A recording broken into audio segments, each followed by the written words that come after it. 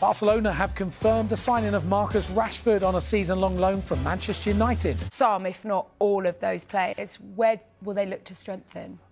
Yeah, look, we should reiterate that the focus totally after they brought in Bryan Mbeumo was player sales. But having said that, throughout this transfer window, we have been saying that they are trying to strengthen in the number 9 position. They do want to bring in a striker. They have explored the conditions of a deal for a number of strikers, including Aston Villa's Ollie Watkins, Victor Gyökeres of Sporting, who of course is on his way to Arsenal, Nicholas Jackson from Chelsea, though his price could be really prohibitive.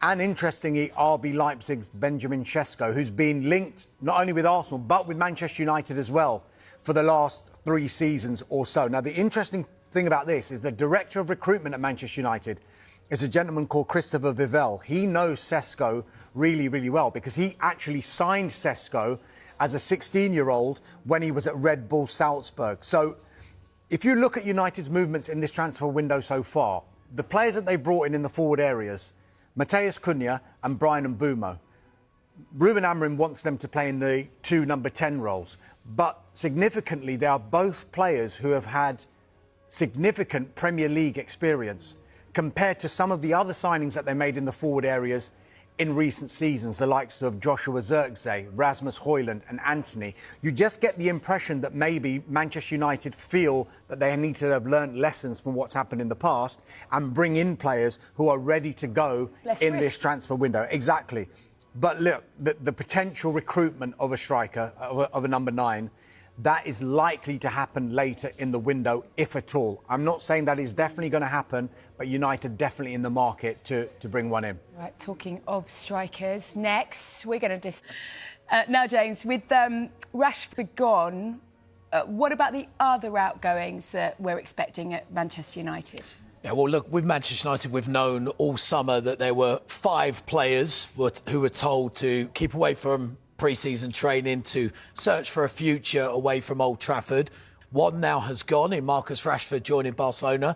The other 4 on your screen behind you still remain. Let's start with Alejandro Garnacho, just 21 years old. He's got a contract until 2028. Huge potential. Argentina international already, but Ruben Amorim has made it clear the future isn't for him at Old Trafford. Now, we know Chelsea were interested in the player and are still interested in the player, but they have signed a player like Jamie Gittens, very similar mould of a player. Doesn't totally rule Chelsea out, but likely scenario if Chelsea come back in is that they sell some of their current crop of players. Aston Villa, another club, remaining interested.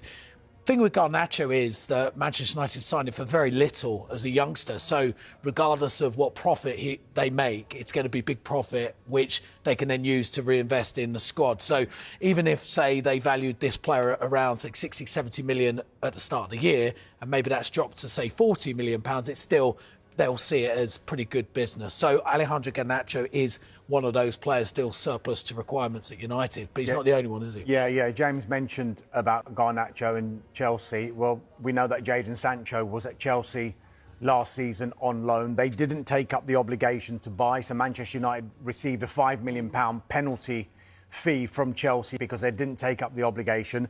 United still want to release Jadon Sancho. They want to sell him on a permanent deal, if at all possible.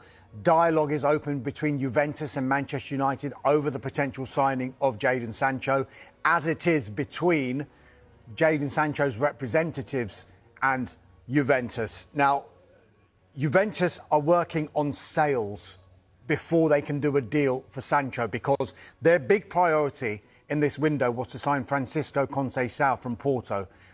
They've effectively done that now.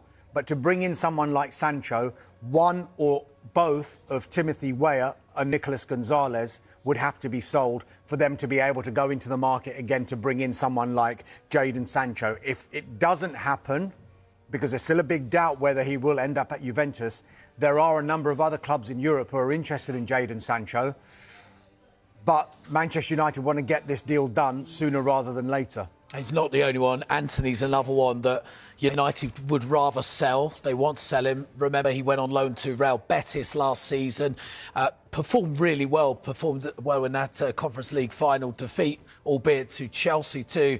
Actually had a promising spell, showed signs of what sort of player he was. But this is a tricky one for Manchester United. It's a player they paid £82 million for. He's still got 2 years left of his contract. They know the future's not at Old Trafford for him. Real Betis are keen to bring him back, but they are struggling to meet United's demands for a permanent transfer. They would prefer to bring him on loan for another season. United want the permanent transfer. Atletico Madrid are a club that are monitoring the situation, but they have other priorities at the moment, so they might just keep an eye and see where that goes to. Just one other player as well, Terrell Malacia. Now, look, he's a left-footed player. Now, that sounds so basic in terms of giving a description of a player, but there is a huge demand for left-sided players in this transfer window. So I have no doubts that Manchester United will have offers for his services in this window. And Domish, if they can shift...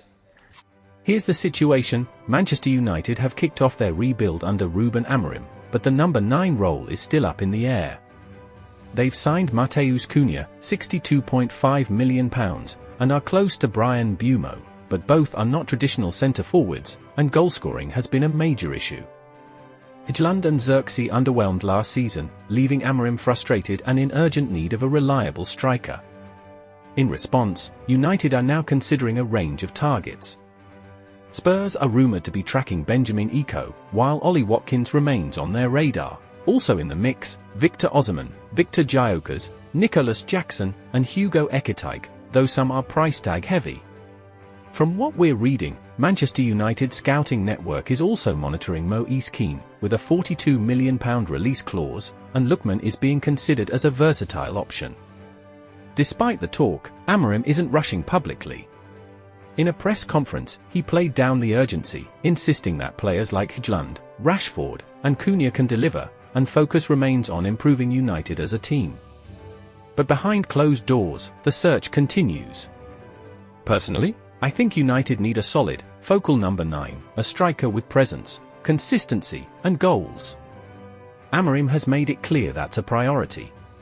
But financial constraints, no European football, and wound-up ambitions could shape which name they realistically bring in. What do you think? Would Watkins, Eko, or even Osimhen best fit United's needs? Drop your thoughts below.